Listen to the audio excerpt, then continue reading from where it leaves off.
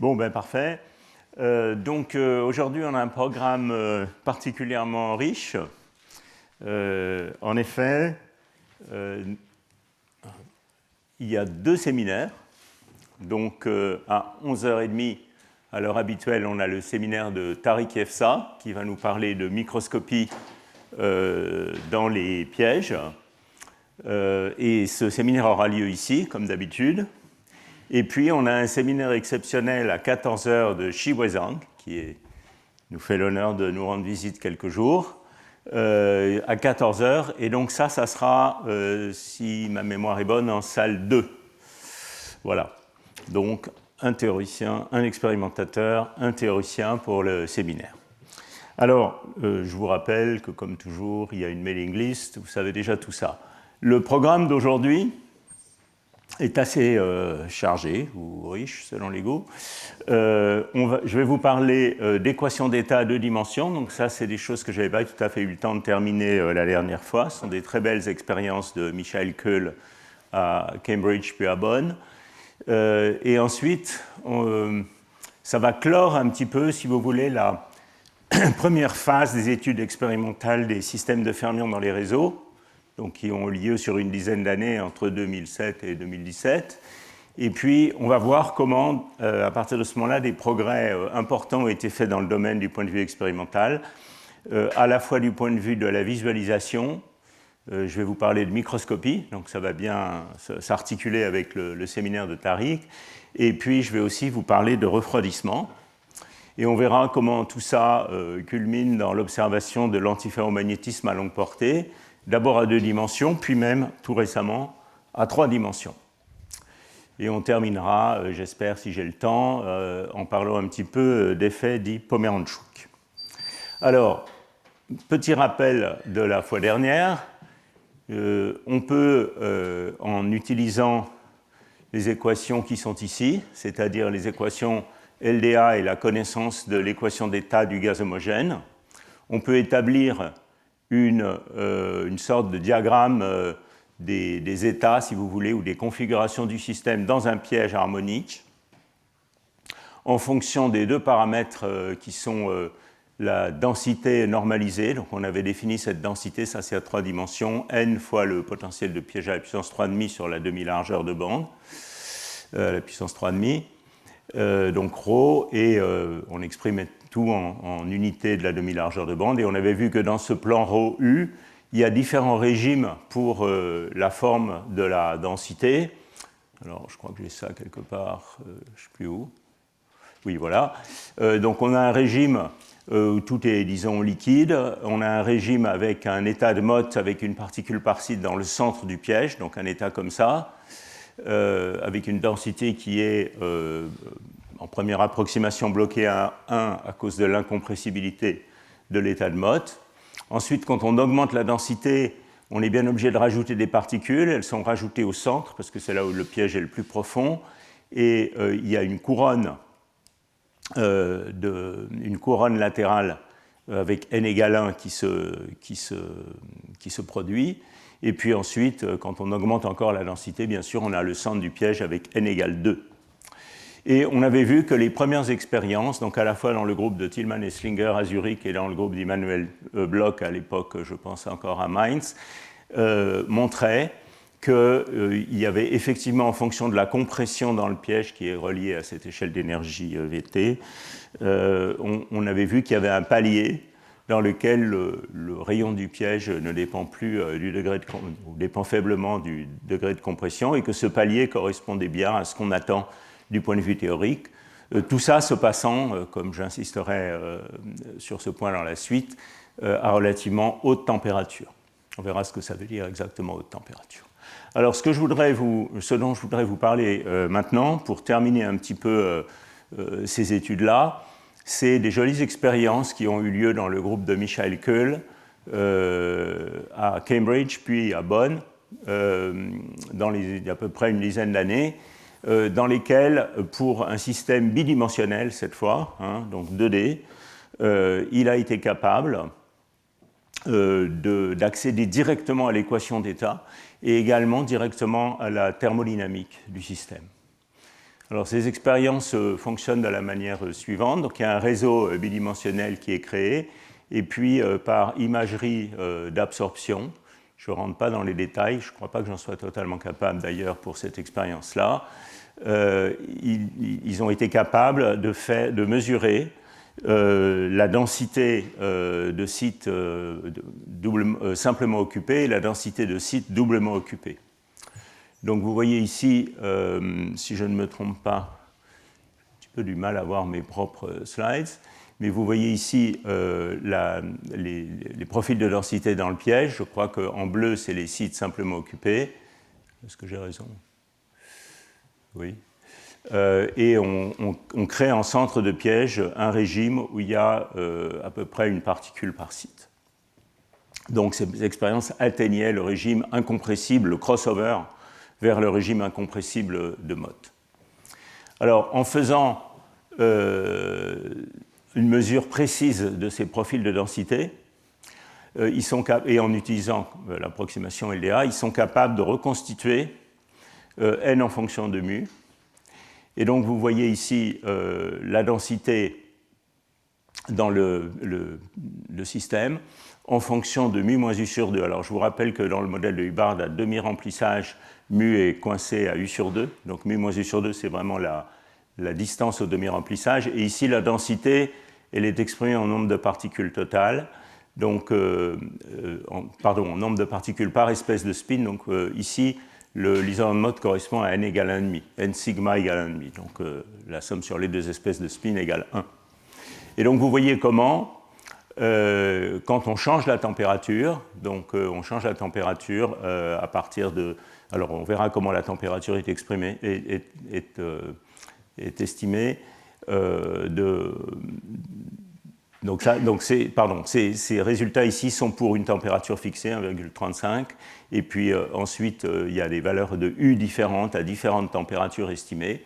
Et donc vous voyez comment se forme l'isolant de Mott en centre de piège.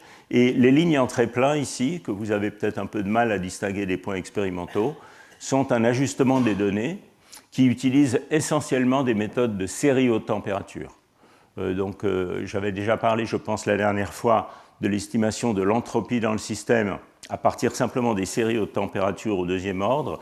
C'est plus sophistiqué que ça, c'est ce qu'on appelle Numerical Link Cluster Expansion, mais en fait, c'est essentiellement générer sur l'ordinateur des séries haute température, donc en puissance de bêta t, où bêta est l'inverse de la température et t est le hopping. Et donc vous voyez qu'on arrive avec ces séries haute température à ajuster très bien les résultats expérimentaux, et c'est par comparaison à ces séries que la température est estimée. Alors, tous ces nombres ici, j'attire votre attention sur eux. Vous voyez que la température est toujours, disons, de l'ordre du hopping. Ici, c'est la plus froide, de l'ordre de 0,6. Je pense que c'est la température la plus froide qu'ils avaient obtenue dans ces systèmes. Ces séries haute température, elles marchent bien jusqu'à, en gros, bêta d'ordre 1, peut-être 1,5, quelque chose comme ça. Donc on est un petit peu à la limite d'applicabilité des méthodes théoriques qui avaient été utilisées dans cet article. On peut évidemment faire beaucoup mieux du point de vue de la simulation. Je vous en parlerai en détail la prochaine fois. On verra ça aussi dans le séminaire de Sheway, j'en suis sûr. Alors, il y a aussi une détermination dans cet article, alors je crois en prenant une dérivée numérique de ces données interpolées, de la compressibilité. Et donc vous voyez comment, quand on baisse la température, on obtient un régime avec une faible compressibilité en centre de piège. Et ça, c'est le profil des doubles occupations en fonction de la densité. Donc, une détermination de l'équation d'état. Donc, l'équation d'état, c'est-à-dire la dépendance de la densité en fonction du potentiel chimique et de la température, disons, et une comparaison détaillée à la théorie. Ça, c'est des choses sur la dépendance en température, où on voit que au fur et à mesure qu'on baisse la température, eh bien, on forme l'état de Mott de plus en plus clairement, et puis la double occupation, la fraction de double occupation diminue. À partir de ces données, de ces mesures d'équation d'état, on peut reconstituer en fait toute la thermodynamique du système, et on peut reconstituer l'entropie dans le piège. Donc je vais vous montrer comment ça marche en refaisant un petit peu de thermodynamique simple. Donc il y a deux manières de regarder le problème. On peut regarder le problème à densité donnée ou à potentiel chimique donné, selon qu'on se place dans un ensemble ou dans l'autre. Donc je vais commencer par faire les choses à densité donnée. Donc ça, c'est l'énergie libre du système. Donc ici, j'écris une quantité petit f qui est l'énergie libre par site du réseau. Donc l'énergie libre par site du réseau, fonction de la densité par site, donc la densité totale, NE plus N down, normalisée au nombre de sites, et de la température, c'est la différence entre l'énergie interne moins T fois l'entropie. Donc vous pouvez exprimer sa différentielle comme la somme d'un travail et d'une chaleur. Le travail, ça va être mu dN, ou mu le potentiel chimique. Donc mu, c'est la dérivée de l'énergie libre par rapport à la densité de particules. Et puis TdS, donc, qui est la delta Q, qui est la chaleur. Et donc vous voyez que si je prends dF ici, le terme en TdS disparaît, comme d'habitude, et donc la différentielle de l'énergie libre, c'est mu dN moins SdT. Donc mu, c'est la dérivée de l'énergie libre par rapport à N, et moins S, c'est la dérivée de l'énergie libre par rapport à T, à nombre de particules constant, à densité constante. Je peux faire une transformée de Legendre de cette chose pour travailler à potentiel chimique fixé. Donc je vais définir F moins mu N, mais dans lequel N doit être vu comme une fonction du potentiel chimique, de manière que la nouvelle fonction que j'appelle ici oméga, le grand potentiel par site du réseau, soit une fonction de mu. Et donc, en faisant un petit calcul, vous voyez que d oméga, donc le terme en moins SDT ne change pas, bien sûr, puisqu'on a fait la transformée de Legendre par rapport à N, mais le terme de dérivée devient moins N d mu. Donc, moins N, c'est d oméga d mu, à température constante. Et dans tout ça, N doit être vu comme une fonction de mu et de T, ce qui est la bonne manière de regarder le problème, puisqu'il travaille dans l'approximation LDR. Alors, on peut facilement voir que la connaissance précise de N, de mu et de T suffit à déterminer la thermodynamique du système, en fait, et à reconstituer même l'entropie du système à cause de ces relations qui sont là. Donc d'abord, la connaissance de N, de mu et de T me donne la pression. La pression, c'est moins la dérivée de l'énergie totale par rapport au volume total. Le volume total, c'est le nombre de sites fois la maille du réseau à la puissance D. Ici, j'ai écrit ça pour un réseau cubique D-dimensionnel. Donc l'énergie libre totale, ça va être le nombre de sites fois l'énergie libre par site, qui est une fonction, comme on l'a vu, de la densité par site, donc N sur Ns et de T. Donc maintenant, je dois prendre une dérivée de ça par rapport essentiellement à Ns, à un facteur à puissance D près. Et quand vous faites ce calcul, à puissance dp, il y a donc deux termes, un qui vient de la dérivée ici et un qui vient de la dérivée là. Il y a un terme n df dn et un terme moins f. Donc vous obtenez mu n moins f, ce qui est exactement l'opposé du grand potentiel. Donc la pression est directement donnée par le grand potentiel, et par intégration de la relation qu'on a vue tout à l'heure, où d oméga d mu c'est la densité, eh bien, on peut reconstituer, si on a mesuré n de mu et de t, on peut reconstituer la pression dans le système en fonction de mu et de la température par intégration. Alors évidemment, il s'agit de données expérimentales, hein, donc il faut interpoler pour intégrer, etc. Donc ça, c'est la pression dans le système. Et de la même manière, on peut regarder l'entropie du système. Donc comme on l'a vu, l'entropie, c'est moins la dérivée du gros potentiel par rapport à la température à potentiel chimique fixé. Au passage, je note qu'il y a une relation de Maxwell. Si je prends la dérivée de S par rapport à mu à T fixé, vous voyez que ça me donne une dérivée seconde, moins d2 oméga dt d mu, qui n'est autre, en inversant les dérivées, que la dérivée du nombre de particules par rapport à la température à mu fixé. Et donc vous voyez qu'on peut reconstituer, si on a une connaissance de l'équation d'état en fonction de la température et de mu, on peut reconstituer l'entropie dans le système par intégration.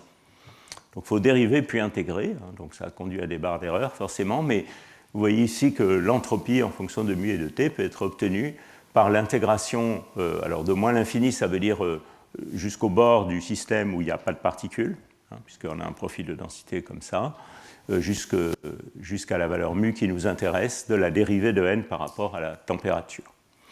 Alors, au passage, je voudrais noter que ce genre de méthode pour déterminer l'entropie dans un système physique, qui n'est pas une quantité immédiatement mesurable de manière si simple, c'est quelque chose qui est utilisé dans d'autres contextes. Il y a un très joli article assez récent, une dizaine d'années, de Josh Falk, même pas 7 ans, de Josh Falk, qui propose la mesure de l'entropie dans les systèmes mésoscopiques, dans les quantum dots en fait, en utilisant une relation de Maxwell analogue, en utilisant le fait que la dérivée de l'entropie par rapport à n, qui sera dans ce contexte-là la charge, est égale à d mu dt. Mu s'interprète dans ce contexte comme une tension de grille.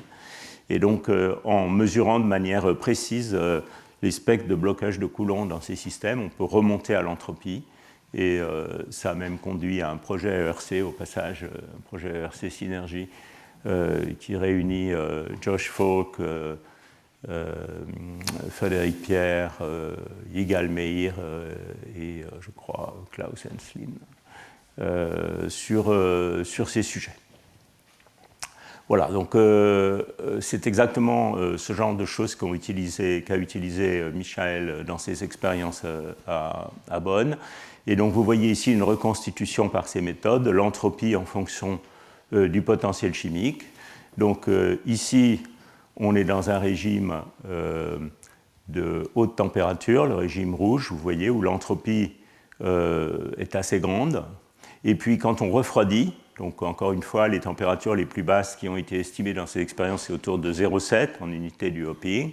Vous voyez qu'on atteint en centre de piège, donc mu égale 0, là où on a créé l'isolant de Mott, enfin le régime incompressible, on atteint une entropie qui est de l'ordre de log 2 par site. Et ça, c'est exactement ce à quoi on s'attend si on a gelé toutes les fluctuations de densité et qu'il ne nous reste que les fluctuations entre l'état up et l'état down, donc ce qu'on appellerait en matière condensée les fluctuations d'un moment local de spin par site.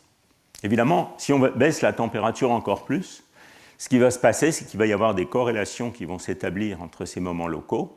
Le système va vouloir former, dans ce cas-là, quelque chose qui va être un antiferromagnétique et l'entropie doit encore baisser. Donc vous voyez que dans ces expériences, on avait bien atteint ce régime d'incompressibilité de Mott, mais pas encore le régime où se développent des corrélations magnétiques entre moments magnétiques. Ça, c'est ce qui va se passer dans la décennie suivante. Donc cette courbe ici, vous voyez S en fonction de mu, donc l'entropie est bloquée en gros à log 2 en centre de piège, et puis il y a une L, ici quand on commence à s'écarter, ce qui veut dire qu'on dope le système en fait, eh bien l'entropie devient plus grande parce qu'il y a des fluctuations de densité. Et c'est bien exactement ce qu'on avait dans les calculs que je vous ai montrés la dernière fois. Ça, c'est des calculs dans l'approximation de champ moyen dynamique, mais qui est assez précise à ces températures-là. Vous voyez qu'à haute température, on a un profil d'entropie qui excède largement log 2. Et puis quand on refroidit le système, on est bloqué à log 2 ici, puis il y a ces espèces d'oreilles ici qui correspondent à une entropie supérieure due aux fluctuations de densité. Voilà, donc c'est ce que je voulais vous montrer. C'est un petit peu l'état de l'art il y a 7-8 ans, et 10 ans. Et c'est des très belles expériences, je trouve, qui déterminent directement l'équation d'état du système bidimensionnel. Mais aussi belles que soient toutes ces expériences, elles soulignent aussi le fait que le système est encore relativement chaud, d'une part. Et donc, il est sûr que pour avoir des états, d'une part, qui soient des états plus intéressants, des états collectifs fortement corrélés, qui nous intéressent tous et toutes, il faut arriver à refroidir. Donc ça, c'est le premier défi. Et une autre chose qui a profondément transformé le sujet, c'est que, comme on l'a vu au cours des 2 cours précédents, le potentiel de piégeage harmonique, c'est à la fois une malédiction et une bénédiction. C'est une bénédiction parce qu'on peut étudier le système, comme on vient de le voir. Dans un même système expérimental, on peut étudier toute une gamme de densités, donc ça c'est très joli, ça permet par exemple ces travaux de reconstitution de l'équation d'état, mais c'est aussi une malédiction parce que quand on veut créer vraiment un système homogène, par exemple si on veut s'intéresser au modèle du Barde dopé et avoir une densité contrôlée sur un grand nombre d'atomes, ben ça va être un peu difficile de faire ça si on a un potentiel harmonique. Donc il y a eu tout un travail qui a été fait par les groupes expérimentaux pour créer des pièges plus plats, et je dirais même pour faire de l'ingénierie du potentiel de piégeage. Et on va voir ça, on va voir que cette capacité à moduler le potentiel de piégeage en fonction de la position et même de le changer au cours de l'évolution du système, ça a été essentiel pour le refroidissement des atomes dans ces systèmes. Donc, piégeage, contrôle du potentiel de piégeage. Et puis, dernier développement qui a été très important dans le sujet, c'est le développement de nouvelles sondes expérimentales, et en particulier les techniques de microscopie, donc je vais vous parler dans quelques minutes, et dont Tariq nous parlera aussi dans son séminaire. Donc voilà, c'est ces trois choses dont je voudrais vous parler. Alors, je dis que ces systèmes sont un peu chauds. Si on veut être un petit peu plus quantitatif, je vous rappelle en gros le diagramme de phase qualitatif du modèle de Hubbard à demi-remplissage, répulsif ou attractif, puisqu'il y a cette correspondance. Dans ce cas-là, cette phase serait la phase supraconductrice ou suprafluide. Et donc, vous voyez qu'en unité de la demi-largeur de bande d'un réseau cubique, alors de nouveau ici, ça s'appelle J, parce que c'est des vieux transparents, à l'époque où les gens appelaient ça J. Vous voyez que dans ces unités-là, le maximum de la température de Néel est autour de 0,06, ou si vous voulez, en unité de Hopping, c'est de l'ordre de 1/3 à peu près. Vous pouvez retenir ça. En gros, c'est là où est le maximum de la température de Néel. On va voir ça dans les simulations numériques dans quelques instants. Et à l'époque, on était donc plutôt dans ce régime de température ici. Donc on voyait le crossover de Mott entre le régime liquide et le régime incompressible, mais on était quand même assez loin de l'ordre antiferrométrique à longue portée. Donc maintenant, ce dont je voudrais vous parler, c'est des techniques de refroidissement qui ont permis d'avancer dans ce sujet. Et qui dit température, dit aussi entropie. Et en fait, il faut mieux réfléchir au refroidissement dans ces systèmes en termes d'entropie. On peut dire que tous les progrès sur le refroidissement, c'est des progrès qui ont été faits en réfléchissant à comment on peut contrôler l'entropie spatialement dans le système. Donc évidemment, ce qu'on veut faire, c'est créer une zone dans la cellule où l'entropie est petite, quitte à pousser les régions d'entropie élevée en dehors de la zone qui nous intéresse pour faire des expériences. Donc ça, c'est des propositions qui ont émergé, je dirais, il y a 10-15 ans, une quinzaine d'années. Il y a d'abord eu un article de Jason Ho qui proposait ça, si mes souvenirs sont bons, dans des mélanges, en utilisant un mélange fermion-boson.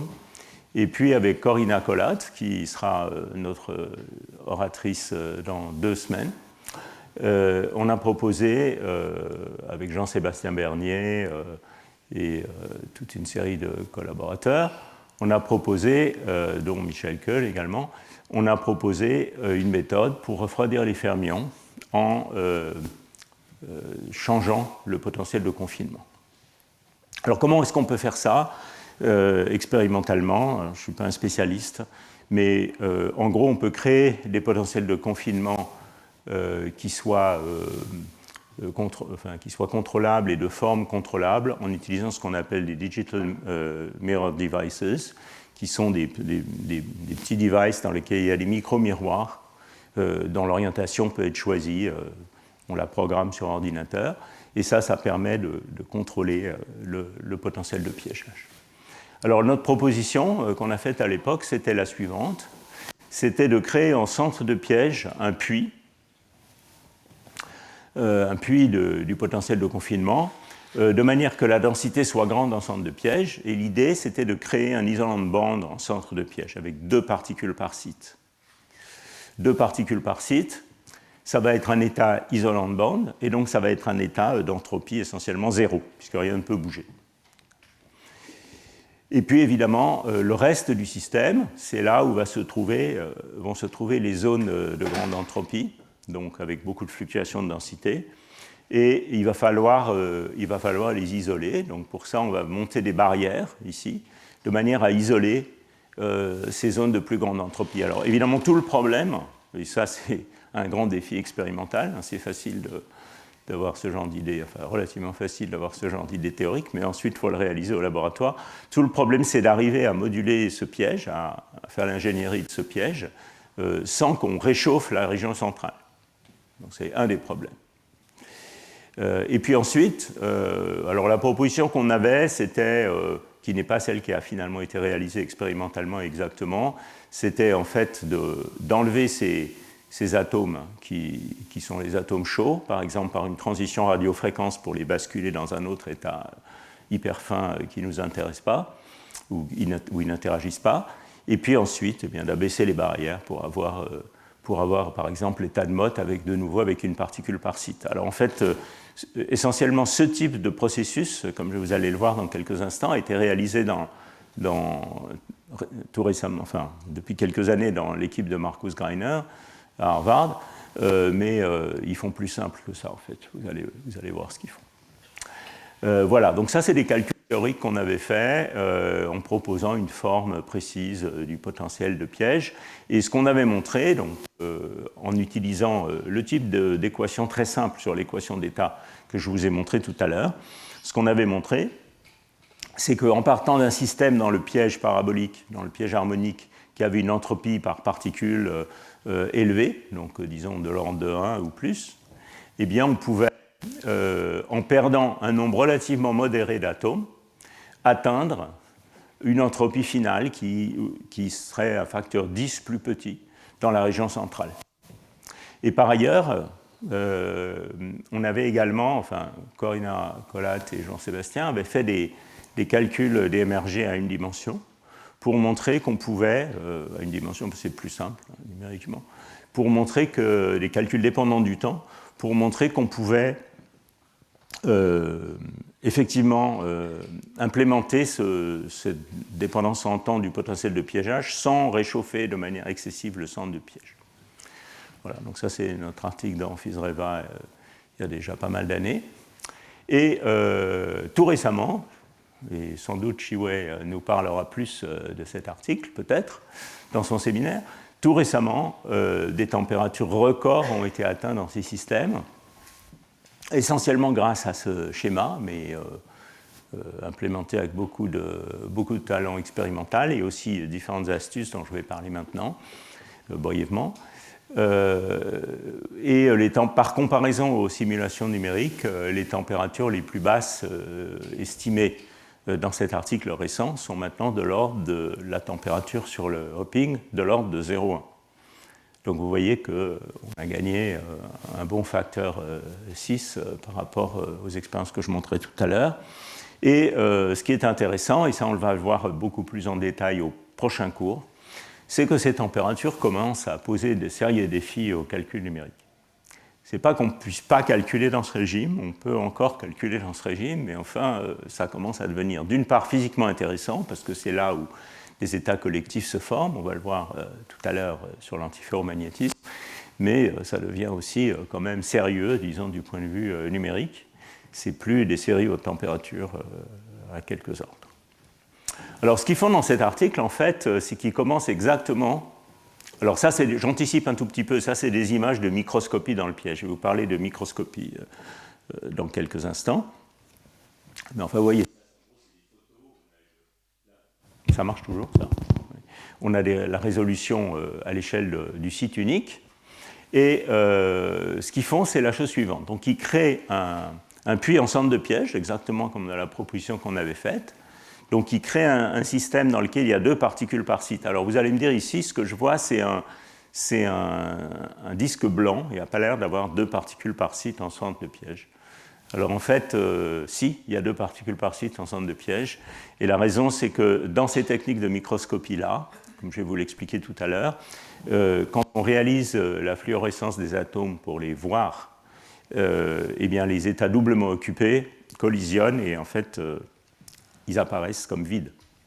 Donc, on a bien le fait qu'il n'y ait rien en centre de piège est un bon signal qu'il y a probablement 2 particules par site. Donc une couronne avec 2 particules par site, vous voyez, c'est ce qui est représenté ici. Et puis ensuite, au lieu de faire ce truc un peu compliqué qui consiste à éliminer les atomes dans les parties extérieures et puis à remonter les barrières, ce qu'ils font, c'est quelque chose de beaucoup plus malin. En fait, c'est qu'ils ont cet état avec 2 particules par site, Et puis, ils dimérisent le réseau, c'est-à-dire ils introduisent un super réseau qui a maintenant un pas 2A, d'accord, qui écarte progressivement les deux sites. Donc il y a un régime intermédiaire dans lequel il y a deux particules dans une sorte de double puits, donc un état avec des singulets de dimères, si vous voulez, des dimères singulets qui ne se parlent pas trop. Et puis quand ils ont obtenu un nouveau super réseau, où tous les puits ont la même profondeur, mais on a doublé la maille du réseau, eh bien on se trouve avec une particule par site, qui est notre isolant de Mott. Alors évidemment, tout ça est beaucoup plus simple à dire qu'à faire. Il a fallu des années pour arriver à un bon contrôle de ces expériences, plus une série d'astuces que je serais bien incapable de décrire.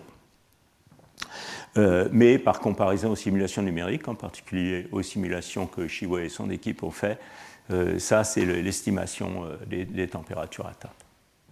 Donc vous voyez, ça c'est quand même un grand progrès dans le domaine. Et le nombre d'atomes n'est pas gigantesque dans cette expérience, il est d'ordre 350, quelque chose. Dans le centre, on va voir des expériences dans la suite à 3 dimensions avec un nombre d'atomes colossal. Donc voilà un petit peu, ça c'est pour vous mettre l'eau à la bouche pour la suite du cours, que vous n'endormiez pas. Alors, j'ai parlé de microscopie, donc je voudrais. Donc le premier game changer, si vous voulez, ça a été c'est le refroidissement. La deuxième chose qui est arrivée avant, en fait, c'est la microscopie. Et donc je voudrais vous parler un petit peu de ça. Donc ça, c'est un article tout à fait pionnier de Wassim Baker, qui à l'époque, je pense que c'était sa thèse, dans l'équipe de Marcus Greiner à Harvard. Donc c'est un article qui est paru en 2009. Et je me souviens très bien de quand ce talk a été présenté à San Feliu, qui est la grande conférence BEC, je pense que c'était en 2008, de mémoire, quelque chose comme ça. Tout le monde était absolument fasciné par ce truc. Donc voilà en gros l'idée. Non, j'anticipe un petit peu. Oui, voilà. Donc en fait, l'idée c'est de couper à la cellule un objectif de microscope et de faire fluorescer les atomes. Donc ce qu'on fait, c'est qu'on a notre système, alors c'est une mesure qui est une mesure destructive, hein. On a notre système, et puis à un moment où on veut observer le système, on augmente la profondeur du réseau, donc ça gèle complètement le système, et puis avec une excitation laser, on fait fluorescer les atomes. Alors quand on fait ça et qu'il y a 2 particules par site, elles collisionnent et on ne voit rien. Au moins dans ce setup-là.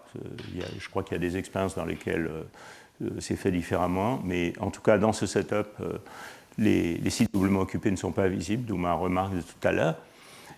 Et on a donc une résolution à l'échelle du site atomique de l'état du système. Donc c'est comme une sorte de... Vous pouvez y penser, si vous voulez, comme une sorte de photo instantanée d'une composante de la fonction d'onde du système. Alors ça, c'est évidemment assez fascinant. Et c'est clair qu'on bénéficie dans ce contexte de l'optique quantique du fait que ces réseaux, ils ont des pas du réseau qui sont de l'ordre du micromètre. Hein. Donc c'est aussi les longueurs d'onde qui sont la longueur d'onde des sondes. Si on pouvait faire des photos de snapshots de la fonction d'onde dans le contexte des électrons dans les solides, où les échelles d'énergie et de distance sont totalement différentes, ça serait très joli. Mais bon, on n'en est pas tout à fait là. Donc voilà un exemple, je crois que c'est tiré de l'article historique, où on voit une image en fluorescence d'atomes avec la résolution à l'échelle d'un site du réseau. Voilà même un petit film où on voit, dans un régime thermique, hein, où les particules bougent entre les sites du réseau par activation thermique essentiellement, dans un régime donc, de haute température. C'était des bosons hein, à l'époque, dans un réseau faiblement profond. Voilà. C'est quand même assez fascinant donc, de voir ces atomes sauter en temps réel. Bien, alors évidemment, il a fallu un certain nombre d'années pour développer ces méthodes pour les fermions. Et ça s'est produit il y a en gros une dizaine d'années dans différents groupes. Donc ça, c'est un article du Max Planck de Munich, dans l'environnement général de Immanuel Bloch, Stefan Cour. Ça, c'est MIT, Martin Sverlein. Il y a aussi eu un microscope rapidement dans l'équipe de Joe Tywison à Toronto. Ici, aussi dans l'équipe d'Emmanuel Bloch avec Guillaume Salomon, qui avait contribué à cet article, Marcus Greiner à Harvard, également microscope fermionique. Donc voilà, donc depuis une dizaine d'années, on dispose du microscope fermionique. Bon, ça c'est le setup qui est utilisé dans une de ces expériences. Je ne vais pas en parler plus en détail. Et voilà maintenant l'isolant de mode fermionique. Donc ça c'est un article du groupe de Greiner. L'isolant de mode fermionique, mais maintenant avec de l'imagerie, avec la résolution du site unique. Alors vous voyez, donc c'est l'évolution dont on a parlé déjà beaucoup. Là on est dans un régime où tout est liquide ou métallique si vous voulez. Donc avec soit un réseau peu profond, soit une valeur de U relativement faible. Et donc, vous voyez qu'on a beaucoup de sites, beaucoup de fluctuations de densité. On augmente vers un réseau beaucoup plus profond. Et là, une densité plus grande. Donc là, on est obligé de créer un état avec plus d'une particule par site, presque 2 particules par site au centre. Et c'est pour ça qu'on ne voit rien au centre. Vous voyez. Et ça, ce n'est pas des états vides, c'est des états où il y a 2 particules par site. Et puis, on a ces ailes ici, qui ne sont pas encore vraiment des plateaux, mais qui deviennent des plateaux ici, où on a 1 particule par site. Donc là, on est dans le régime de la couronne de Mott dont j'ai parlé précédemment. Et ça, c'est un régime où on a moins de particules, où le réseau est plus profond, où U est plus grand. Et on a exactement 1 particule par site au centre. Vous voyez, un système qui est assez magnifiquement uniforme, avec un certain nombre de défauts dans le système. Donc voilà, manifestement, une transformation des sondes expérimentales qui permet toutes sortes de mesures. Et on va voir comment, à partir de l'analyse de ces images, on peut reconstituer par exemple les fonctions de corrélation densité-densité ou les fonctions de corrélation spin-spin à temps égaux. J'insiste quand même sur ça. Alors, toutes ces avancées techniques expérimentales ont permis de réaliser le magnétisme à longue portée dans ces systèmes. Et c'est ça que je voudrais vous montrer maintenant. Alors, qu'est-ce qu'on sait sur l'antiferromagnétisme de modèle de Hubbard? Donc, on va d'abord parler de 3 dimensions, donc réseau cubique, et ensuite de 2 dimensions. Du point de vue théorique, je crois que je vais suivre cet ordre, et puis du point de vue expérimental, je vais suivre l'ordre historique, où 2 dimensions a été observée d'abord, puis tout récemment 3 dimensions. Alors, je reviens à la théorie. Donc, vous vous souvenez de la ligne de la température de Néel en fonction de U sur T. Donc maintenant, tout est exprimé en unité du hopping, dans toute la suite de ces slides. Et donc voilà l'état de l'art numérique, je crois à peu près à la date d'aujourd'hui, pour une détermination précise. Donc maintenant on va parler de choses précises, pour une détermination précise de la température de Néel en fonction de U. Alors, ce que vous voyez ici, c'est la température de Néel en fonction de U, déterminée par toute une série de méthodes numériques différentes. Et ce n'est pas l'objet du cours d'aujourd'hui de vous parler de ces méthodes numériques. Mais au cours prochain, j'ai le projet fou d'essayer de vous donner une sorte de survol, un peu high level, mais de certaines d'entre elles. Donc, si tout se passe bien, au cours prochain, je vous parlerai évidemment à tout seigneur, tout honneur de Determinantal QMC, qui doit se cacher quelque part ici, je ne sais pas où, par exemple ici. Je vous parlerai des méthodes d'inclusion quantique ou le champ moyen dynamique et de ses extensions. Donc ici c'est DCA, D-gamma, tout ça c'est un petit peu la même famille. Et je vous parlerai aussi un petit peu de Monte-Carlo diagrammatique dans la version déterminantale, donc de CEDET, dont vous entendrez beaucoup plus parler dans le mini-symposium de la dernière séance. Donc ils sont ces points ici. Ici, il y a, donc on est au demi-remplissage, donc on pourrait aussi parler de Constraint Path Auxiliary Field Monte-Carlo, dont Shiwei va nous parler aujourd'hui. Le Constraint Path, il est fait pour manager le problème du signe moins fermionique, mais ici on est au demi-remplissage, donc c'est un problème sans signe moins fermionique, comme on va le voir au cours prochain. Bref, Vous voyez ici toutes ces méthodes numériques, et toutes ces méthodes numériques, on peut dire, aux barres d'erreur près, sont quand même en bon accord les unes avec les autres. Et ce que je vous disais tout à l'heure, c'est qu'en gros, la température DNL, elle atteint un maximum ici à U de l'ordre de 8, U sur T de l'ordre de 8, avec un maximum de l'ordre de T sur la température de l'ordre d'un tiers.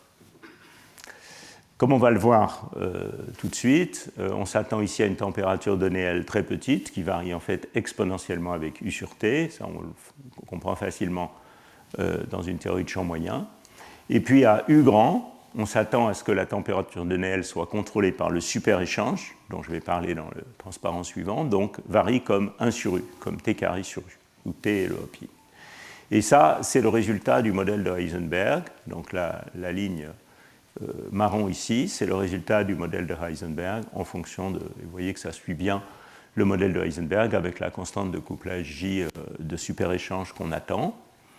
Il y a une autre courbe sur ce panneau ici, qui est la courbe ici, qui est manifestement plus haut que le vrai résultat, qui est l'approximation single-side DMFT, dont je parlerai aussi un peu la prochaine fois, et dont ces méthodes-là sont des extensions. Voilà, donc ça c'est un article qui a été fait ici dans l'équipe de Michel Ferrero et de Félix Werner par Renaud Gariou, c'était une partie de sa thèse. Voilà, ça c'est un autre article qui compile un certain nombre de résultats et qui montre des résultats des QMC. Alors, je voudrais aussi vous faire apprécier un petit peu l'évolution du numérique au cours des années. Puisque le premier algorithme du QMC, il a été introduit par Blankenbecker, Scalapino et Sugar dans les années 80. Je vais en parler un peu la prochaine fois. Et ça, c'est ici, vous voyez un article de Jorge Hirsch, il y a vraiment longtemps, qui vous montre la température de Néel en fonction de U, ici. Alors vous voyez qu'en fait, sur un petit réseau, 4 au cube. Et donc vous voyez qu'en fait, ces résultats, ils excèdent largement ça. Hein. Vous voyez que le maximum ici, il est à peu près 2 fois trop grand par rapport au bon résultat. Et j'ai même trouvé un article de Richard Scaletta, qui est un expert du DQMC, qui améliorait ces résultats. Mais vous voyez que bon, on est presque à peu près bon, mais on est encore un peu haut, hein, 0,5. Donc vous voyez que le numérique fait des progrès et permet maintenant de converger vers des résultats sûrs. Voilà. Alors, demi-remplissage, c'est quelque chose qui n'est pas si difficile, puisque il n'y a pas de problème de signe moins, mais quand on est en dehors du demi-remplissage, c'est beaucoup plus difficile, on en parlera la prochaine fois. Donc tout ça, c'est pour vous dire qu'on connaît la température de Néel du système en fonction de U. Je vais essayer de vous faire... Alors pour ceux qui sont... Ça va embêter un certain nombre de gens dans la salle qui connaissent ça très bien, mais je vais quand même expliquer un petit peu ces deux régimes, le régime de couplage faible et le régime de couplage fort. Alors d'abord le régime de couplage fort. Donc dans le régime de couplage fort, ce qui se passe, comme on l'a vu au cours des cours précédents, c'est que les fluctuations de densité sont supprimées. Donc il n'y a plus de fluctuations de densité, donc ça veut dire qu'on doit pouvoir projeter le système sur un système effectif qui ne contient que 2 états par site, les 2 états de moments locaux, up et down. Et quand on fait ça, on peut faire ça par une transformation canonique, on voit qu'on obtient évidemment un modèle qui est à peu près le seul modèle qu'on peut écrire qui soit invariant issu de avec un espace de Hilbert à 2 états par site, qui est donc qu'on peut paramétriser par un spin 1,5. Et ce modèle effectif, c'est un modèle de Heisenberg, et le seul petit calcul qu'on doit faire, c'est quelle est la constante de couplage. Alors là, je l'ai bien appelé JAF, pour ne pas confondre avec la terminologie archaïque de J étant le hopping dans le réseau, dont je ne parlerai plus dans la suite. JAF, un petit calcul, montre que c'est 4T carré sur U. Alors oui, 4T carré sur U, c'est une formule classique de théorie de perturbation second ordre. C'est le carré de l'amplitude de saut divisé par le dénominateur d'énergie. Et vous pouvez le comprendre de la manière suivante, sur un petit problème à 2 sites simplement. Si vous regardez l'état fondamental d'un système à 2 sites, dans la limite où le hopping est nul, eh bien l'état singulet, qui est représenté symboliquement ici, et l'état triplet, ou plutôt les 3 états triplets, sont tous dégénérés. hein, puisque le hopping est 0. Mais si vous branchez le hopping perturbativement, il va y avoir une levée de dégénérescence. Et pourquoi il y a une levée de dégénérescence? Parce que dans le cas de l'état singulier, il y a un état intermédiaire qui est possible. Vous pouvez faire sauter ce spin sur celui-là. Vous créez une double occupation. Ça coûte U, d'où le dénominateur. Puis vous revenez. Donc il y a un terme en théorie de perturbation deuxième ordre qui couple l'état singulier et un état avec une double occupation sur un site. Et donc ça va abaisser l'énergie de l'état singulier de cette quantité-là. Le 4 vient juste d'un recouvrement de fonction d'onde. Alors que dans l'état triplet, vous pouvez pas, il n'y a pas d'état intermédiaire, donc le hopping ne couple pas à un état intermédiaire, puisqu'évidemment, former un état de spin 1 avec deux particules parallèles sur le même site, c'est interdit par le principe de Pauli. Donc l'état triplet n'est pas abaissé, et donc l'état singulier est abaissé de cette quantité, ce qui est exactement ce que dit le modèle de Heisenberg. Voilà, donc c'est pour ça que dans la limite de grand U, eh bien, on a un modèle de Heisenberg. Alors, on sait, aussi par des méthodes numériques ou des développements d'ondes de spin, quelle est la température de Néel du modèle de Heisenberg. Et en fait, la température de Néel du modèle de Heisenberg, à 3 dimensions, elle est en gros presque égale au couplage antiferromagnétique. Le coefficient, ça doit être 0,90 ou 95, si vous voulez, quelque chose comme ça. Si vous faites une théorie de champ moyen du modèle de Heisenberg, vous allez trouver que la température de Néel, c'est la connectivité du réseau fois le couplage antiferromagnétique. Ça va être Z, la connectivité du réseau, fois J. Et sur un réseau cubique, Z, c'est 6. Donc vous voyez que entre la théorie de champ moyen du modèle de Heisenberg et le vrai résultat avec les fluctuations quantiques, il y a quand même un facteur 6 en couplage fort. Donc ça, c'est le régime de couplage fort. Maintenant, on va réviser rapidement le régime de couplage faible. Donc ça, on peut l'aborder simplement par une théorie de champ moyen. Et la théorie de champ moyen, au sens classique du terme, disons au sens Hartree-Fock, si vous voulez. En fait, Hartree seulement, il n'y a pas de terme de Fock dans ce cas-là. Et donc, ce que vous faites ici, c'est juste, vous faites un découplage de l'interaction de Hubbard, densité-densité. Vous l'écrivez comme un terme où on a pris les valeurs moyennes indépendamment pour les deux densités, un terme correctif qui est juste un nombre, ça c'est le terme où on a pris les valeurs moyennes indépendamment, et puis un terme de fluctuation. Vous voyez que ça c'est une fluctuation de densité, une autre fluctuation de densité. Donc ça c'est une relation exacte, et la théorie de champ moyen, elle consiste simplement à jeter ce terme-là.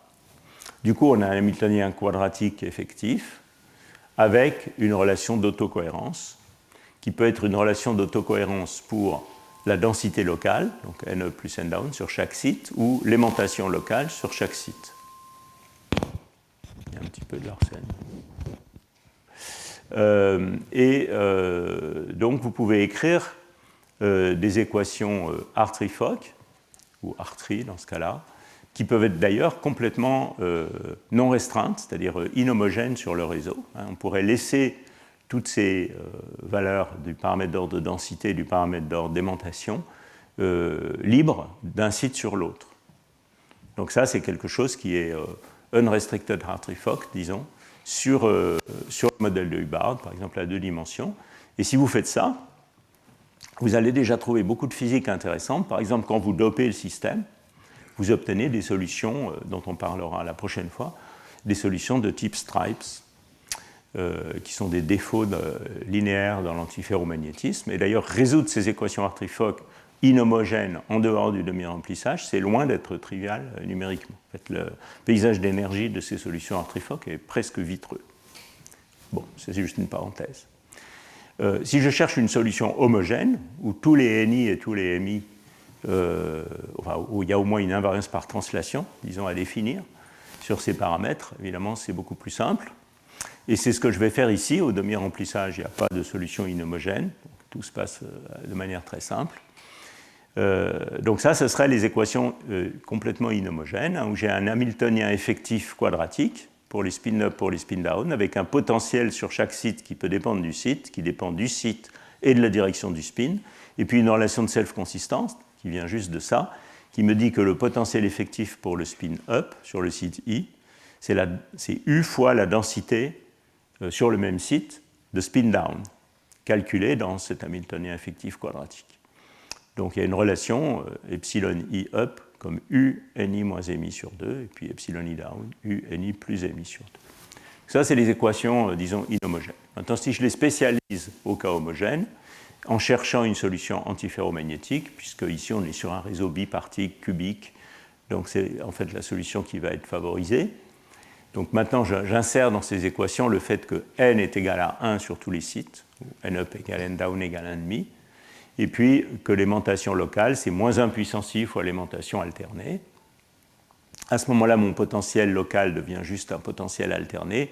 Je peux tout résoudre et j'obtiens deux branches d'excitation qui ont la forme ici, qui est absolument réminiscente des équations BCS, avec un gap, plus exactement ici la moitié du gap, qui vaut U sur 2 fois l'aimantation staggered, et puis une équation de gap qui est écrite ici, où D de epsilon, c'est la densité d'état du réseau du modèle de tight binding sans interaction. J'ai écrit ça à température finie, bêta égale 1 sur kT. C'est donc l'équation de gap que vous obtenez, juste quand vous insérez tout ça dans ces équations.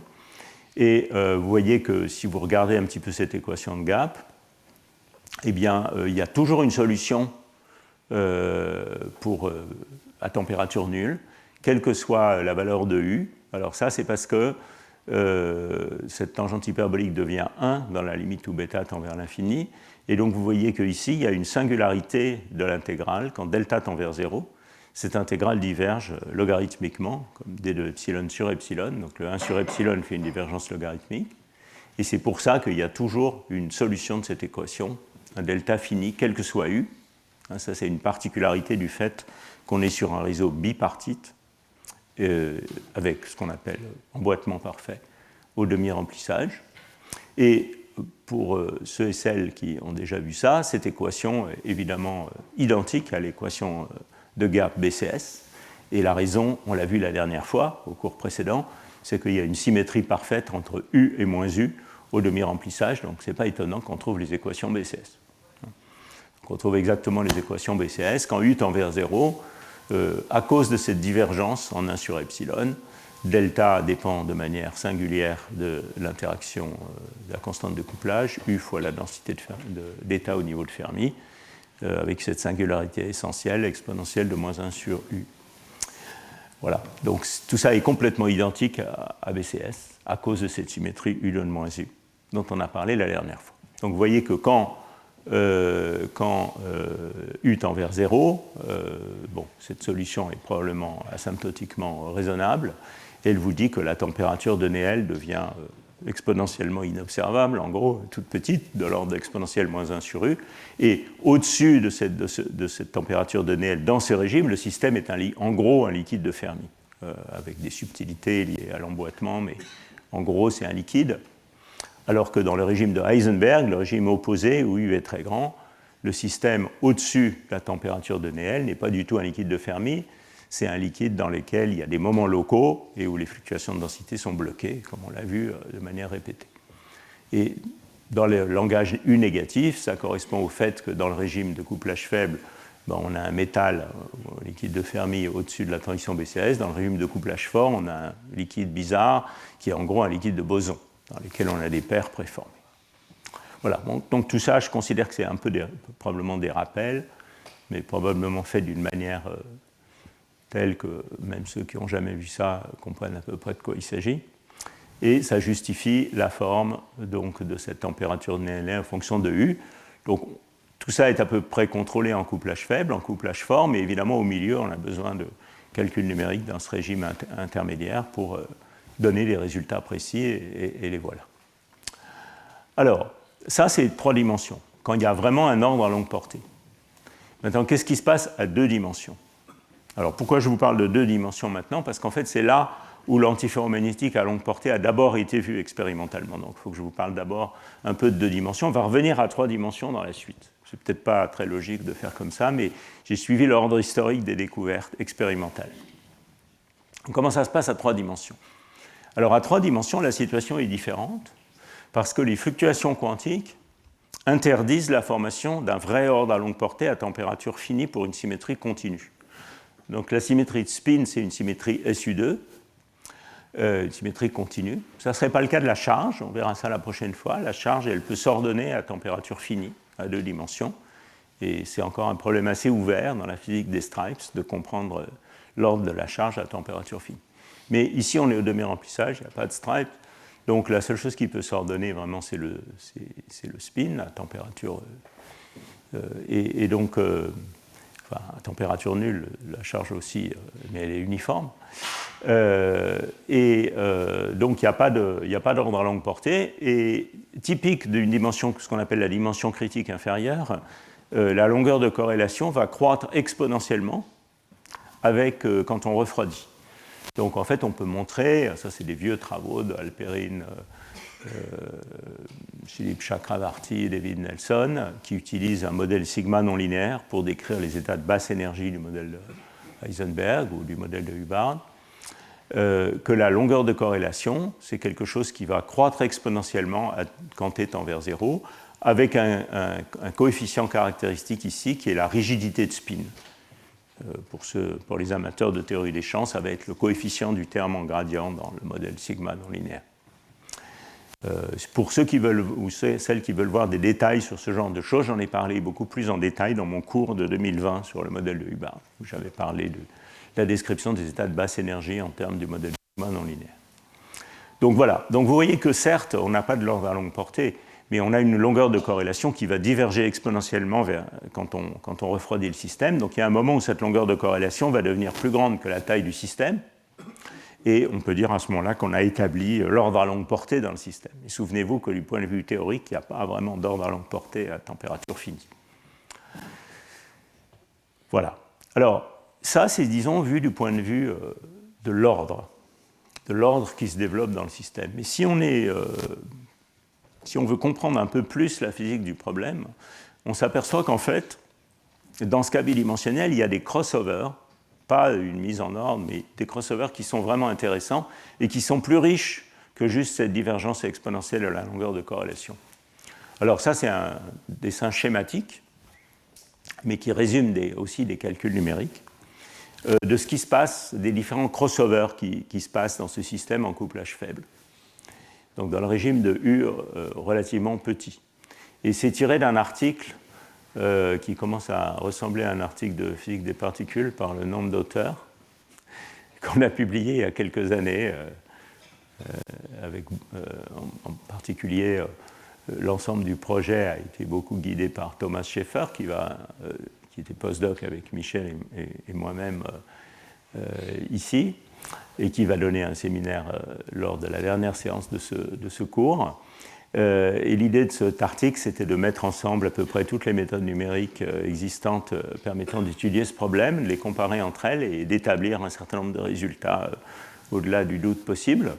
Et en même temps, il y a pas mal de jolies physiques, puisqu'on a identifié de manière assez précise les différents crossovers du système en fonction de la température. Je vous les décris rapidement. Donc on est dans ce régime de couplage faible, où le système est liquide à température finie, au moins jusqu'à une certaine température. Et donc, en fonction de la température, on avait distingué 5 régimes de crossover. Je vais vous les décrire un peu rapidement. Je ne vais pas en parler dans la suite, ce n'est pas quelque chose qui a été directement observé dans les atomes froids. À haute température, on s'attend donc à ce qu'il y ait un régime de haute température qui soit une sorte de soupe incohérente des différents états possibles par site. Et puis il y a un moment où on va atteindre en gros la température de dégénérescence de ce gaz de quasi-particules. Donc j'ai dit qu'on avait un liquide de Fermi, il y a une température de dégénérescence caractéristique, et en gros quand les quasi-particules du système commencent à se former et ont un temps de vie suffisamment long. Et en fait, dans ce cas du modèle de Hubbard bidimensionnel sur un réseau carré, cette température caractéristique, elle dépend de où on est dans la zone de Brillouin. Si on est près de la diagonale, donc je vais faire un petit dessin ici, donc ça c'est ma zone de Brillouin, qui va donc de moins pi sur A à pi sur A dans les deux directions. Et puis ça c'est la surface de Fermi du système exactement demi-rempli, qui coïncide aussi avec la zone de Brillouin du système antiferromagnétique, qui est donc 2 fois plus petite. Et si on regarde cette température, cette température caractéristique où apparaissent les quasi-particules pour cette région de la surface de Fermi, eh bien on s'aperçoit que cette température est un petit peu plus haute. Donc on commence à former les quasi-particules ici à cette température-là. Alors vous voyez que c'est une température qui n'est pas très très basse. On en a donné ici une estimation en fonction de différentes méthodes numériques.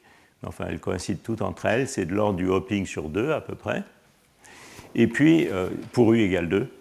Et puis, ici, en fait, il y a une singularité de Van Hove dans la densité d'état. Et ça fait que cette température où apparaissent les quasi-particules est plus basse.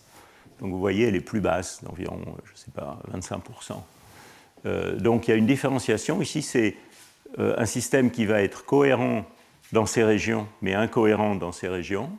Et puis là, on atteint vraiment le régime liquide où on a des quasi-particules cohérentes sur toute la surface de Fermi. Et puis quand on continue à refroidir, à un moment, la longueur de corrélation magnétique va nous exploser dans la figure, et on commence à ouvrir un gap, ou un pseudo-gap plus exactement, dans le système. Et là aussi, ça apparaît de manière différenciée, selon qu'on est ici ou là. Et là, ça apparaît d'abord aux antinœuds, donc ici, près de la singularité de Van Hove, et ensuite dans les régions diagonales. Donc ça, c'est ces deux crossovers ici.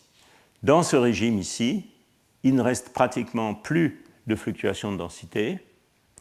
Le système est essentiellement incompressible et il ne reste plus que des degrés de liberté de spin qui se mettent à croître avec une longueur de corrélation qui croît exponentiellement, comme on vient de le voir. Et puis finalement, à température nulle, on ordonne le système à longue portée, puisqu'on est à température nulle, mais Hermine-Wagner nous autorise à nous, enfin, disons, les fluctuations quantiques nous autorisent à nous ordonner à température strictement nulle. Donc ça, disons, c'est un peu une digression par rapport au sujet des atomes forts, mais c'est pour vous montrer qu'il y a une série de crossovers intéressants et que souvent, dans ce domaine des systèmes de fermions fortement corrélés, il ne faut pas se contenter de chercher les phases ordonnées et les transitions de phase, mais il faut aussi s'intéresser à la physique du système au sein des différentes phases et aux différents crossovers. D'une part, parce qu'un système incohérent, un système qui est partiellement cohérent, un système liquide, ce n'est pas la même chose, même si du point de vue de la symétrie, c'est la même chose. Et d'autre part, parce que c'est ça qu'on voit dans les expériences, et si on veut comprendre les expériences, en particulier dans ce cas-là en physique de la matière condensée, il vaut mieux comprendre ces crossovers.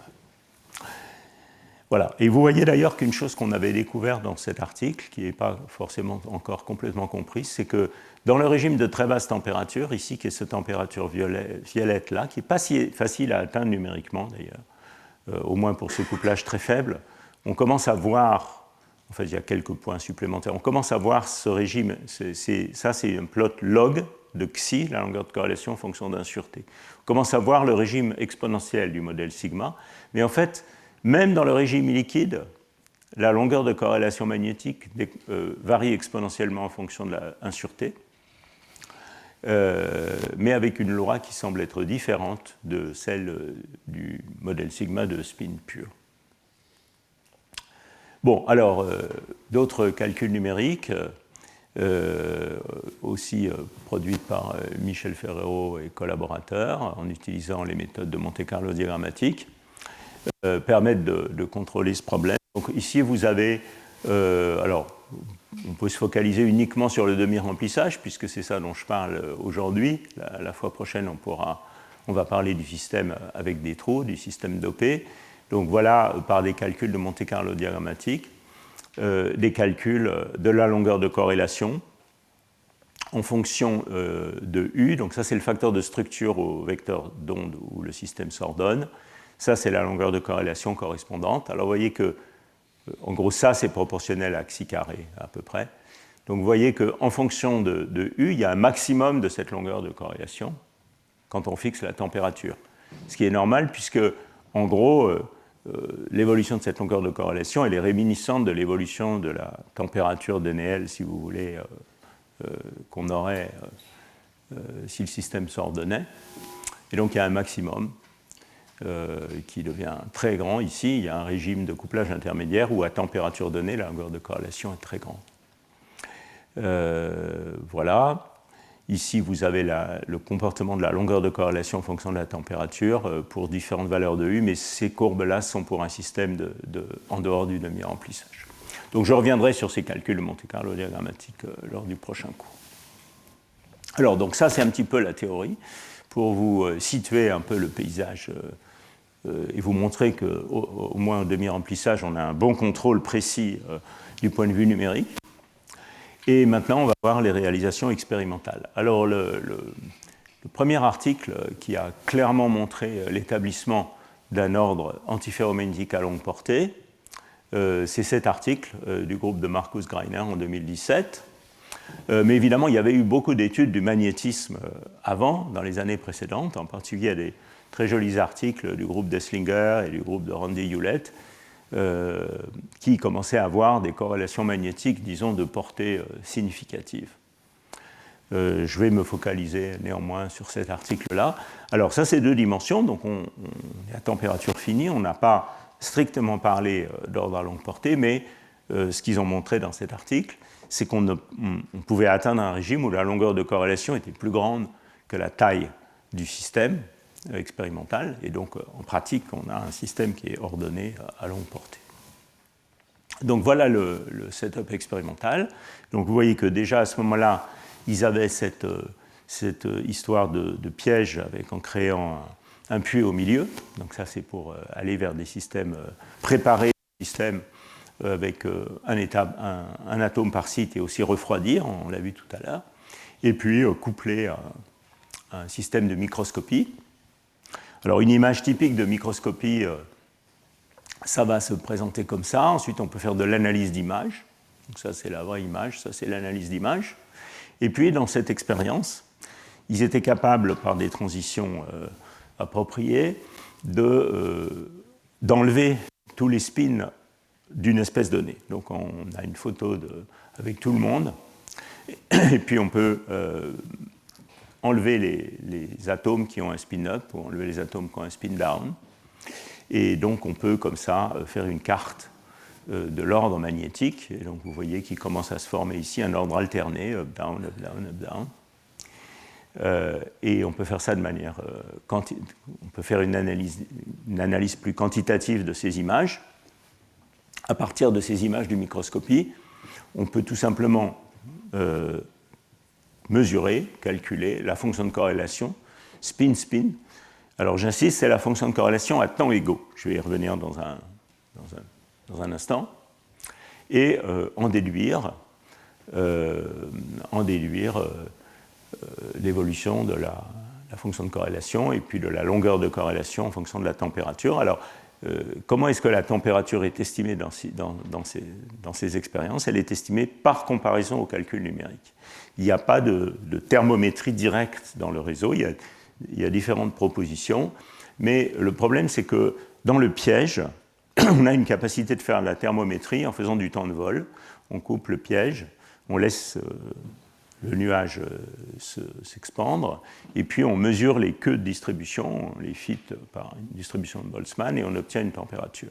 Dans le réseau, c'est difficile de faire ça, on a trop de collisions dans l'état final, c'est difficile de faire de la thermométrie directe. Il y a différentes propositions, on avait fait nous une proposition en utilisant la spectroscopie Raman dans le réseau, mais c'est difficile de faire de la thermométrie directe dans le réseau, et jusqu'à maintenant, la plupart des thermométries sont faites par comparaison au calcul numérique.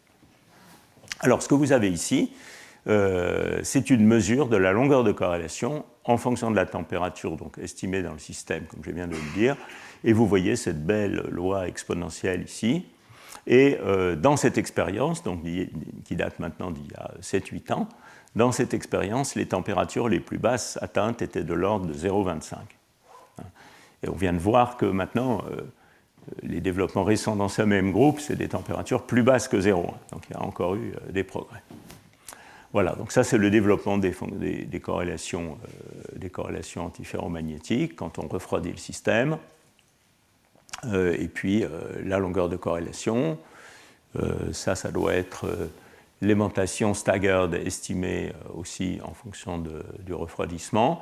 Et ça, c'est les images de Fourier de ces fonctions de corrélation. Vous voyez, à haute température, il n'y a rien du tout. Et puis quand vous refroidissez, il apparaît à pi sur A, qui est le vecteur d'onde correspondant à la modulation moins 1 puissance i de l'antiferromagnétique. Il apparaît un pic central, qui est donc le pic du facteur de structure au vecteur d'ordre.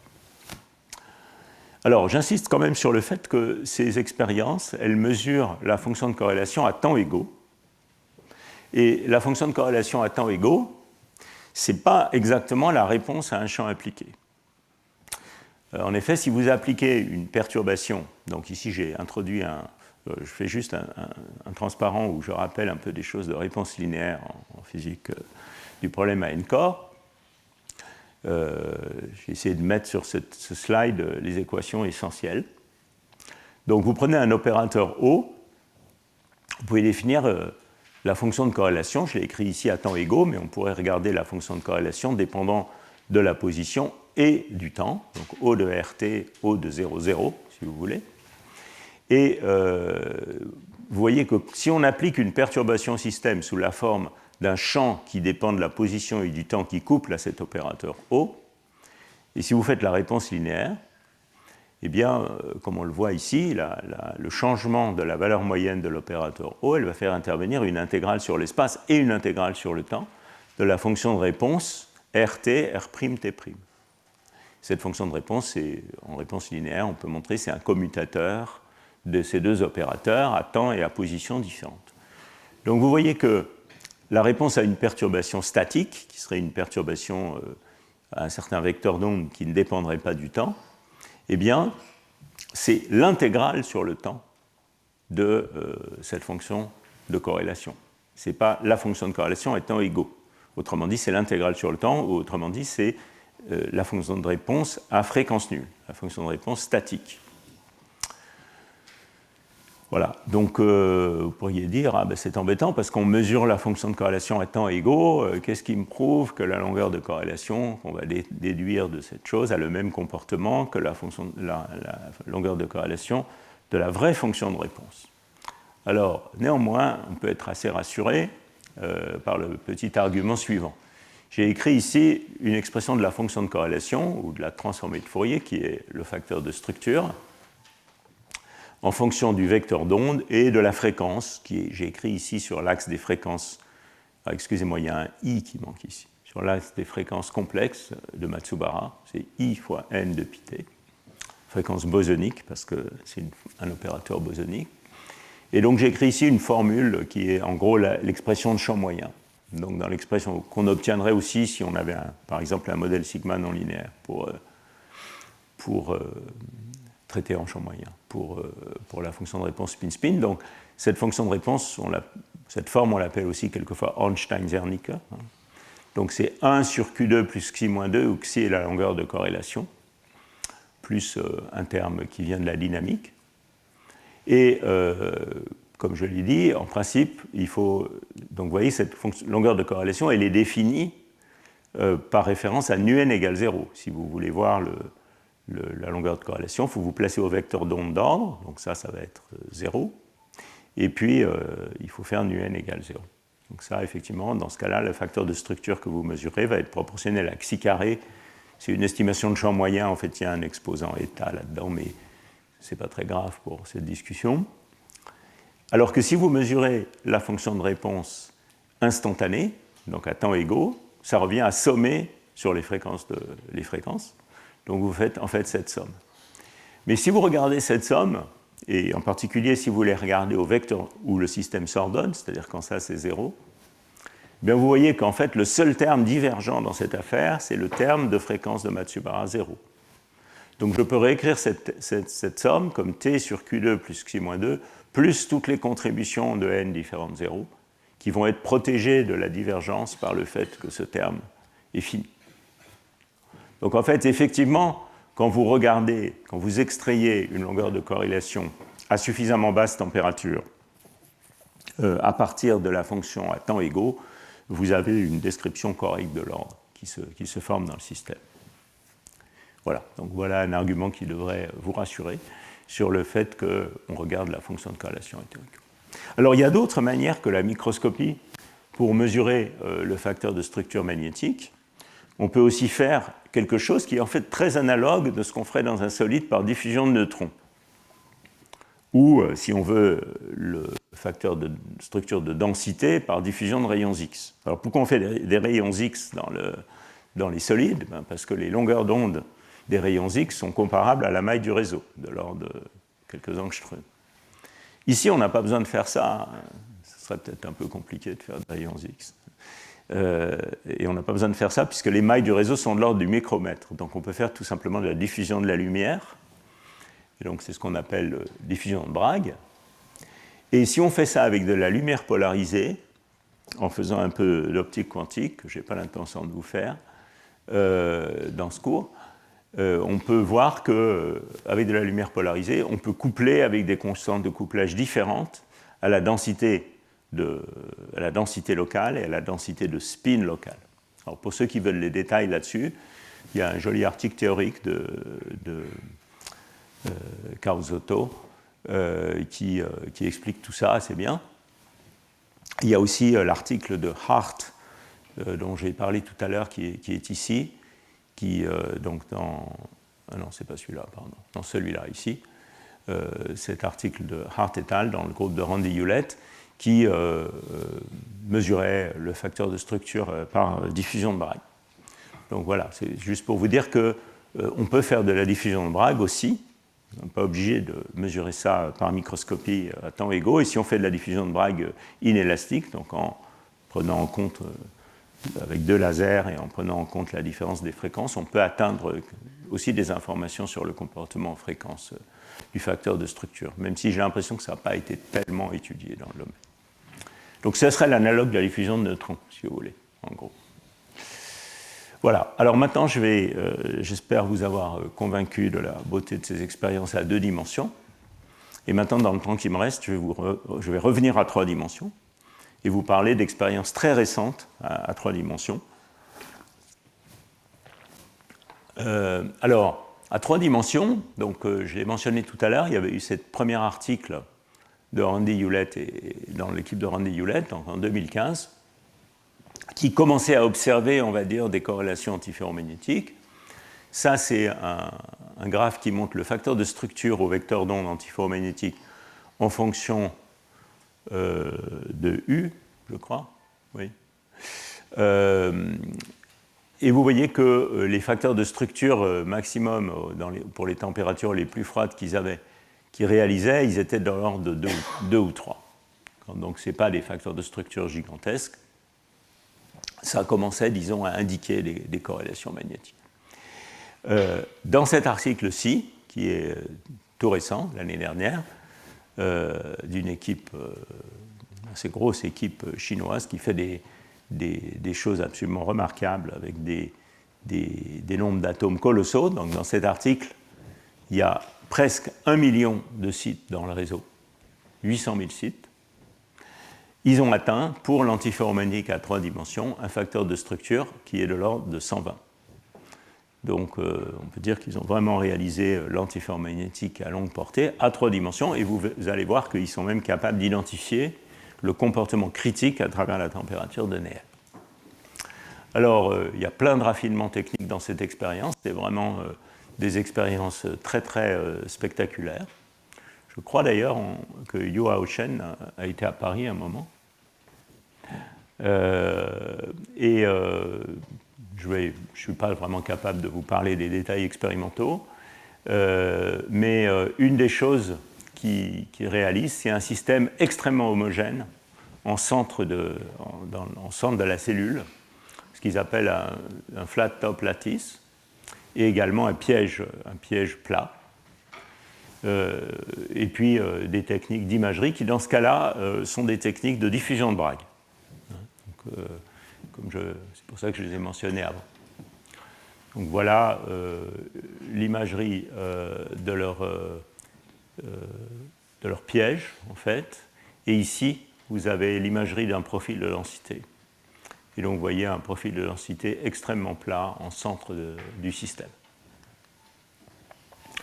Alors, ils mesurent le facteur de structure, ça c'est un peu une vue d'artiste de leur trajectoire en fonction de U. Et donc ça c'est le facteur de structure en fonction de U. On a vu tout à l'heure qu'il y avait un maximum, par exemple de la longueur de corrélation du facteur de structure en fonction de U, autour de 8. Et donc effectivement c'est là où il se trouve le maximum. Et ils peuvent étudier le comportement critique de ce système. Alors ici c'est le comportement critique du facteur de structure dans un plot log-log en fonction de U sur U critique. Donc on traverse la frontière critique de cette manière-là, et puis on la retraverse ici. Hein, c'est les deux zones grises ici. On traverse là, pour U autour de 8 et U autour de 16. Et ici, c'est le comportement critique au voisinage de ces deux valeurs, ici autour de 8, ici autour de 16, qui sont représentées en log-log. Et vous voyez qu'il y a un régime linéaire dans lequel, en log-log, qui a l'air de bien indiquer un comportement critique du facteur de structure. Alors, quel est ce comportement critique que vous attendez? Ah oui, alors la température atteinte, disons, c'est dans le piège, avant d'avoir branché le réseau, ils atteignent une température qu'on peut estimer, hein, T sur TF, par temps de vol, par exemple, qui est de l'ordre de 0,2 kb par particule. Et donc, par adiabaticité, si on suppose la diabaticité, ce qui n'est pas du tout évident, mais si on suppose l'évolution adiabatique lors de branchement du réseau, ça correspondrait à une température de l'ordre de 0,22 fois le hopping. Et on a vu que le maximum de la température de Néel à U égale 8, autour du U égale 8, c'est 0,33. Donc on est en dessous, d'après ces estimations. Alors, quel est le comportement critique attendu? Alors, je reviens à mon facteur de structure, ou à la fonction de corrélation. Dans un système près du point critique, ça c'est de la mécastat, disons, banale, on s'attend, on a une fonction de corrélation qui est donnée par une fonction d'échelle de R sur xi, où xi est la longueur de corrélation, avec une loi de puissance, qui est celle au point critique, en 1 sur R puissance D-2 plus zeta. Et la longueur de corrélation xi, à 3 dimensions, qui est différent à 2D, comme on l'a vu tout à l'heure, à 3 dimensions, elle va diverger à Tc ou à Uc comme T-Tc, puissance moins nu. Donc les deux exposants indépendants, c'est eta et nu, tous les autres s'en déduisent par relation d'échelle. Donc si je prends la transformée de Fourier, ça veut dire que le facteur de structure se comporte comme xi puissance 2 moins zeta, enfin une fonction d'échelle de qxi. Si je suis au point critique, cette fonction d'échelle de qxi, soit que vous le voyez comme xi infini ou q tend vers 0, cet objet ici va être une constante, et donc le facteur de structure va diverger comme xi puissance 2 moins zeta. Donc tout à l'heure, j'avais écrit la fonction de corrélation en champ moyen, le facteur de structure divergeait comme xi carré, et le fait que le champ moyen ne soit pas exact introduit simplement l'exposant eta. Donc ce n'est pas xi carré, c'est xi puissance 2 moins zeta. Donc on s'attend à un facteur de structure qui diverge comme xi puissance 2 moins zeta. Si je traverse la frontière critique, par exemple, en fonction de U ou en fonction de la température, c'est le même comportement critique. J'ai appelé cette variable générique x, qui peut être U ou qui peut être la température. Donc vous voyez que ça va être comme xi puissance 2 moins zeta, ce qui veut dire x moins x critique, puissance moins nu de moins zeta. Et il y a une relation d'échelle qui relie l'exposant gamma de la susceptibilité à nu et eta, relation classique en mécastat, qui est que gamma vaut nu de moins zeta. Donc au final, le facteur de structure diverge comme x moins x critique puissance moins gamma. Et pour le modèle de Heisenberg 3D, on sait par des calculs numériques que gamma vaut 1,396 et quelques. Voilà. Et donc ça, c'est un ajustement des données par ce 1,396. Et donc cet article dit qu'ils ont non seulement atteint la transition de phase antiferrométrique, mais ils sont aussi capables de mesurer l'exposant critique. Ils font la même chose en fonction de l'entropie. Et je ne vais pas entrer dans les détails, mais on peut se poser des questions sur la manière dont le scaling en fonction de l'entropie est vraiment fait dans cet article. Mais voilà, c'est aussi, on voit en tout cas clairement un comportement critique du système en fonction de l'entropie.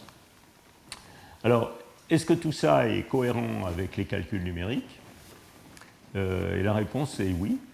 Donc ça, c'est des calculs numériques qui, je n'ai pas mis la référence, mais c'est un article de Matthias Treuer, Fuchs et coworkers, Geniakovic aussi, je crois, qui représente l'entropie du modèle de Hubbard demi-rempli en fonction de la température normalisée pour différentes valeurs de U. Donc ici, on a U égale 4, 5, 6, 8.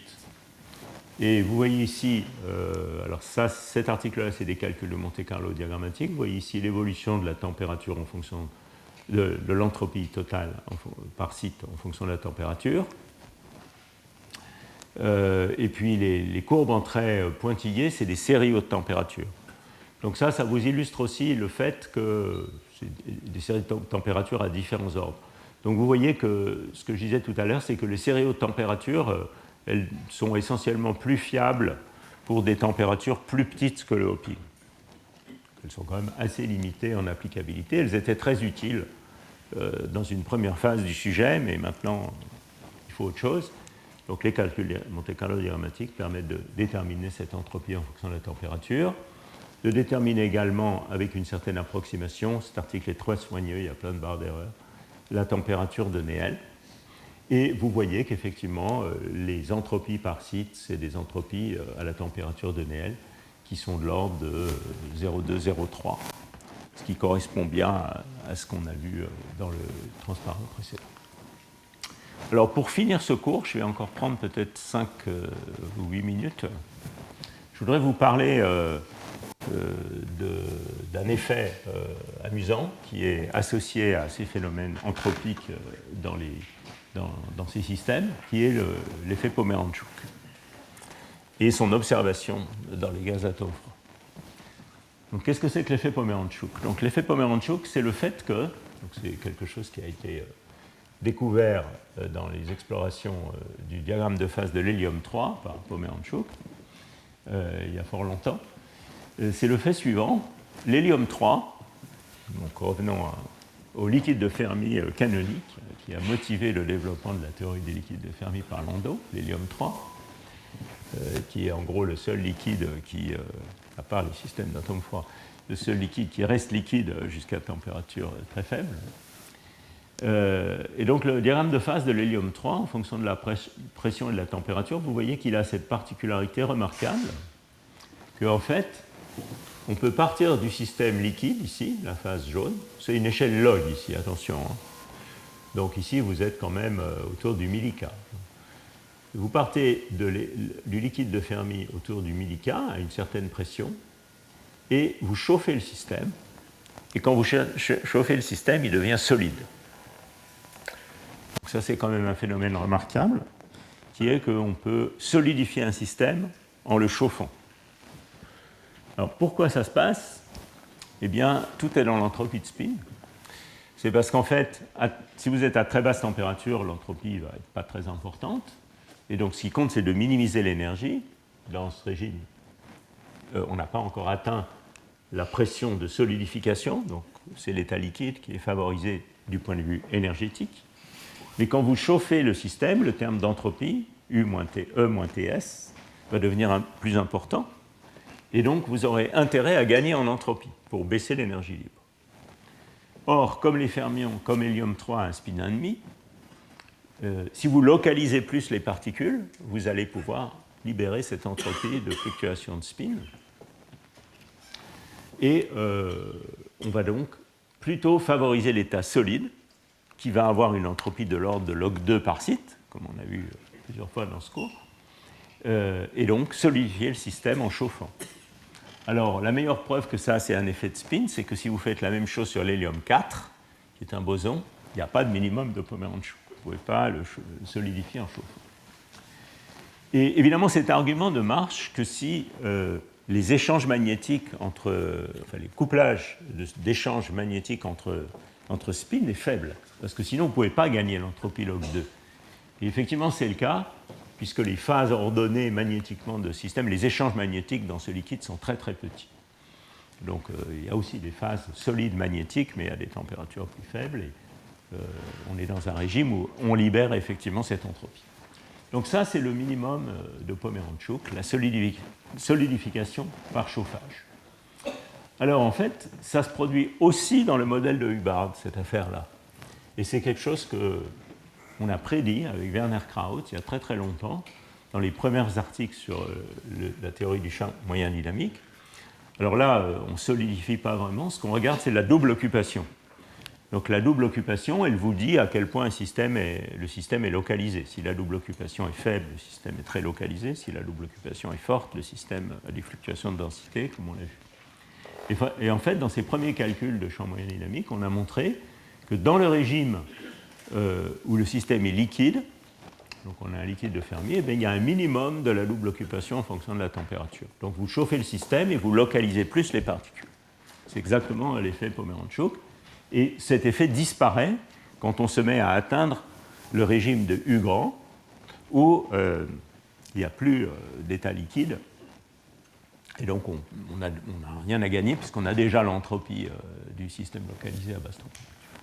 Donc vous voyez comment cet effet existe à basse température. Alors ça, c'est des calculs très anciens qu'on avait fait avec Werner il y a très longtemps. Et il se trouve que l'approximation de champ moyen dynamique exagère un peu cet effet. On peut faire des calculs plus précis, bien sûr. On peut même maintenant faire des calculs absolument précis de cet effet, mais il existe quand même. Donc vous voyez ici, c'est un article toujours avec Matthias Treuer, Fuchs et al., il y a une quinzaine d'années, qui montre la double occupation en fonction de la température pour différentes valeurs de U par des méthodes Monte-Carlo. Et donc vous voyez ici comment à U petit, donc quand le système est effectivement liquide, il y a bien un minimum de la double occupation. Les points ici, c'est les calculs numériques. Les lignes pointillées, c'est l'approximation de champ moyen dynamique, calcul numérique dans cette approximation. Donc vous voyez, à U petit, il y a un bon accord. Et puis à U plus grand, on voit que l'approximation de champ moyen dynamique exagère un peu cet effet, mais enfin il existe quand même. Il n'est pas très grand, c'est 20%, mais enfin il existe. Et par ailleurs, les choses se mettent à changer quand les corrélations antiferromagnétiques se développent. Puisque de nouveau, on n'a plus le log 2. Donc vous voyez qu'en fait, dans ce régime, vous voyez autour de U égale 8, où on a vu que c'était le maximum de la température de Néel. On a donc trois régimes en fait. On a un régime haute température où la double occupation augmente quand on chauffe, ce à quoi on s'attend, on crée plus de sites doublement occupés par excitation thermique. Le minimum de Pomerantchuk, qui dans ce cas-là est assez shallow, on va dire, assez faible. Et puis ça se met à redescendre encore quand on crée les corrélations antiferromagnétiques. Donc il y a ces trois régimes. Un régime de Pomerantchuk ici, un régime haute température, et puis le régime où on commence à voir les corrélations antiferro. Ça, c'est les mêmes calculs à deux dimensions. Toujours de l'article avec Thomas Schaeffer que j'ai cité tout à l'heure. Vous voyez comment aussi DMFT exagère un peu l'effet. L'effet est très faible à deux dimensions. À deux dimensions, sauf sur des systèmes plus frustrés, mais sur un réseau carré, l'effet est vraiment assez faible. Il est un peu plus prononcé à trois dimensions. Alors en fait, il y a une vingtaine d'années, on avait réalisé que cet effet Pomerantchuk, donc ça c'est un article avec Félix Werner et Olivier Parcollet, entre autres, on avait réalisé que cet effet Pomerantchuk qui devait nous permettre de refroidir le système en changeant la constante de couplage. Donc en allant du couplage faible vers le couplage fort, on pensait que cet effet Pomerantchuk permettait de créer du refroidissement dans le système. Alors pour ça, il faut visualiser le diagramme de phase du modèle de Hubbard en termes d'entropie. Et je pense qu'on a été les premiers à tracer les courbes d'isoentropie, je ne sais plus comment ça s'appelle en thermodynamique, les courbes d'isoentropie, enfin d'isoentropie du modèle de Hubbard. Et donc vous voyez que là encore, il y a une relation de Maxwell qui est intéressante. Si vous prenez la dérivée de l'entropie par rapport à U, à température donnée, vous pouvez montrer que c'est moins la dérivée de la double occupation par rapport à T. Donc ça veut dire que si dd dt est négatif, ce qui est l'effet Pomerantchuk, c'est-à-dire qu'on a ce minimum, il y a un régime où la double occupation diminue par chauffage, donc ce terme devient positif. Ça veut donc dire que l'entropie doit augmenter quand on augmente U. Autrement dit, si je trace les courbes d'isoentropie, elles doivent avoir cette courbure-là, dans le régime de couplage faible, où le système est liquide. De manière que quand je chauffe, quand j'augmente la constante de couplage, l'entropie augmente. Comme vous voyez ici, on passe de 0,7 à 0,75. Les nombres ici ne les prenez pas de manière trop quantitative, c'était des calculs dans l'approximation de champ moyen dynamique, mais qualitativement, la chose est là. Et donc vous voyez ici comment on peut, puisque la courbure est comme ça, on peut avoir l'idée qu'en chauffant le système, en augmentant la constante de couplage, si on est adiabatique, on va suivre une courbe d'isoentropie comme ça et donc refroidir. Donc voilà l'application, disons, c'est le refroidissement Pomerantchuk, si vous voulez. Alors, ça, c'est des calculs plus sophistiqués, un peu plus sophistiqués à 3 dimensions, qui montrent que l'effet est un peu plus faible que ce qu'on avait prédit, mais qu'il existe quand même. Mais enfin, il n'est quand même pas très très fort à 3D, puisque vous voyez ici, le minimum est de l'ordre de 20%. Alors, entre-temps, et on aurait dû avoir l'idée quand on a écrit cet article, c'est que log 2 c'est bien, mais log d'un nombre plus grand c'est mieux. Et donc si vous avez un système fermionique avec plus d'états internes, vous allez avoir un effet Pomerantchuk beaucoup plus fort. Et donc l'équipe de Takahashi à Kyoto, qui fait de l'ytterbium, alors l'ytterbium ça a plein d'états hyper fins, et une symétrie en fait SU6. Donc là, on est en train de parler de log 6 et pas de log 2. Et dans cet article paru maintenant, je pense, il y a une dizaine d'années, ils ont montré en fait que dans un système SU6, on avait un processus de refroidissement plus efficace. Vous voyez ici, c'est une comparaison entre SU6 et SU2. Donc ça, c'est des points expérimentaux. C'est la température estimée atteinte dans le système. Alors, ce n'était pas très, très bas, quand même. En fonction de la température initiale dans le piège, et ce graphe est destiné à vous montrer qu'on peut atteindre à température initiale dans le piège donné des températures plus basses dans le cas SU6 que dans le cas SU2. Et ce qui était dit, au moins dans cet article, c'est que l'effet qui était en jeu, c'était cet effet Pomerantchuk. Je ne suis pas complètement convaincu qu'ils avaient directement observé l'effet Pomerantchuk dans cette expérience, mais le truc assez spectaculaire, il est arrivé il y a 2-3 mois, et toujours ce groupe en Chine, donc le groupe de Yuhao Shen, Jian Weipan et al., Chikan Yao, dans lesquels, toujours dans ce réseau avec flat top et 800 000 atomes, eh bien, ils ont mesuré la double occupation, et voilà l'effet Pomerantchuk. Donc la double occupation en fonction de la température. Et ils disent même que, toujours pour U de l'ordre de 8, ils observent non seulement le minimum de Pomerantchuk, mais aussi la tendance à aller vers l'antiferromagnétique, donc le dernier régime dont j'ai parlé tout à l'heure. Alors quand vous comparez aux simulations numériques, donc en fait ici il y a une comparaison entre les points expérimentaux et une simulation numérique qui utilise le Monte-Carlo déterminantal et une approximation LDA, parce qu'ils ont beau avoir une région plate dans le centre du piège, il y a quand même des ailes.